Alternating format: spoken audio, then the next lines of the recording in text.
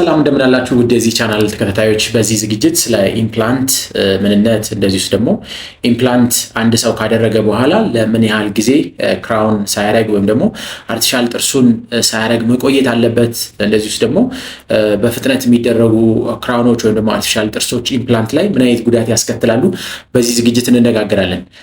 ኢምፕላንት ወይም ደግሞ ጥርስን ያለ ደጋፊ መትከል የምንለው የሕክምና አማራጭ ሰዎች የጎደሉ ጥርሶች አጠገብ ያሉ ጥርሶች እንዳይቀረጹ ወይም ደግሞ እንዳይነኩባቸው ሲፈልጉ የሚወስዱት የሕክምና አማራጭ ነው። ኢምፕላንት በብዙ መንገድ ከሌሎች አርቲፊሻል ጥርሶች የመተኪያ መንገዶች ማለት ነው የተሻለ ወይም ደግሞ ብዙ ጠንካራ ጎኖች አሉት።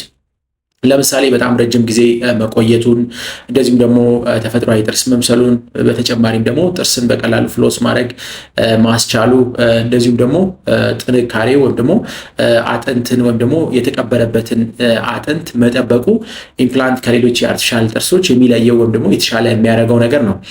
ኢምፕላንት ሰዎች እነዚህ ጥርሶች እንዳይነኩባቸው፣ በተለይ የጎደሉ ጥርሶች አጠገብ ያሉ ጥርሶች እንዳይነኩባቸው ሲፈልጉ የሚጠቀሙት የሕክምና አማራጭ ነው። ኢምፕላንት ብዙ አይነት መንገዶች አሉት ኢምፕላንትን የምንተክልበት። ለምሳሌ ኢምፕላንት ወዲያውኑ እንደገባ በሳምንት ውስጥ ወይም ደግሞ በሁለት ሳምንት ውስጥ ክራውን ማድረግ ወይም ደግሞ አርቲፊሻል ጥርስ ማድረግ የምንችልበት የሕክምና አማራጭ አለ። እንደዚሁም ደግሞ ኢምፕላንት ወይም ደግሞ ስክሩ ከተቀበረ በኋላ ከ3 ወር ወይም ደግሞ ከ4 ወር በኋላ ክራውኑን የምናደርግበት ወይም አርቲፊሻል ጥርሱን የምናደርግበት መንገድ አለ። እነዚህ መንገዶች ለተለያዩ ሰዎች ለተለያዩ ኬዞች እንደዚህም ደግሞ ለምንፈልጋቸው ወይም ደግሞ ለተመረጡ ኬዞች የምንጠቀማቸው ናቸው። ሁሉም ሰዎች ላይ እነዚህን ቴክኒኮች መጠቀም አንችልም። በአብዛኛው ግን ወይም ደግሞ ተሻለ ብለን ወይም ደግሞ የተሻለ ብለን የምንጠራው የሕክምና አማራጭ ኢምፕላንቱ ከተተከለ ወይም ደግሞ ስክሩ ከገባ ከ3 እስከ 4 ወር ምንም ነገር ሳይነካካ ከቆየ በኋላ የሚደረገው የአርቲፊሻል ጥርስ ተከላ ወይም ደግሞ ክራውን ማድረግ ሕክምና በብዙ ነገሮች የተሻለ ነገሮች አሉት።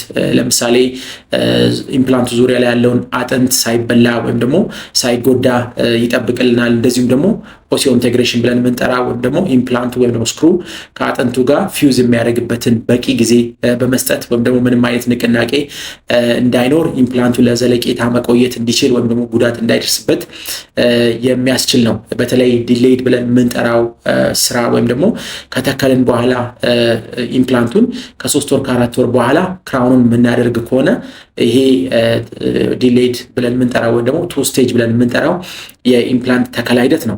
ሌላው ደግሞ ወዲያውኑ ኢምፕላንቱን ከተከልን በኋላ ከ2 እስከ 3 ሳምንት ባለ ጊዜ ውስጥ ክራውኑን የምናደርግበት መንገድ ነው። ይሄ ብዙ የራሱ ችግሮች አሉበት። ለምሳሌ በቀላሉ ኢምፕላንቱ ንቅናቄ ሊደርስበት ይችላል። ምክንያቱም አንድ ሰው አርቲፊሻል ጥርስ ካረግንለት ወይም ደግሞ ኢምፕላንቱ ላይ አርቲፊሻል ጥርስ ከተደረገ በቀላሉ ያንን ጥርስ ይጠቀመዋል። ወይም ደግሞ በተለይ ደግሞ ጥንቃቄ ሳይደረግ የሚደረግ መጠቀም በቀላሉ ኢምፕላንቱ ላይ ወይም ደግሞ የተቀበረው ብረት ውስጥ ጉዳት እንዲደርስ ሊያስከትል ይችላል። እነዚህ በተለይ ኢምፕላንት ሙሉ ለሙሉ ሳይለይለት ያ ማለትም አጥንት ውስጥ ከተቀበረ በኋላ ከተወሰነ ጊዜ በኋላ የአጥንቱም እንደዚሁም ደግሞ ላዩ ላይ ያለው ስጋ ወይም ደግሞ ገም የተወሰነ ለውጥ ያመጣል። ስለዚህ በተለይ እንደዚህ አርቲፊሻል ጥርስ ወዲያውኑ የሚያሰሩ ሰዎች በኢምፕላንቱ ወይም ደግሞ በተከለው ብረትና በአርቲፊሻል ጥርስ መሃል ክፍተት ሊመጣ ይችላል።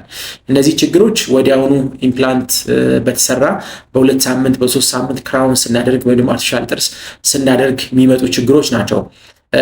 ይሄ ሰዎች በተለይ የመጀመሪያውን ወይም ደግሞ ከ3 ወር እስከ 4 ወር ጠብቀው የሚሰራው በብዙ መልኩ የተሻለ እንዲሁም ደግሞ ኢምፕላንቱን ጤና የሚጠብቅ አይነት ነው። ስለዚህ እኛ የምንመርጠው ወይም ደግሞ ለፔሸንቱ ወይም ለታካሚው የተሻለ ነው ብለን የምናስበው ዲሌይድ ብለን የምንጠራው ወይም ደግሞ 2 ስቴጅ ብለን የምንጠራው የኢምፕላንት እንዲሁም ደግሞ የአርቲፊሻል ጥርስ ተከላ ሂደት ነው።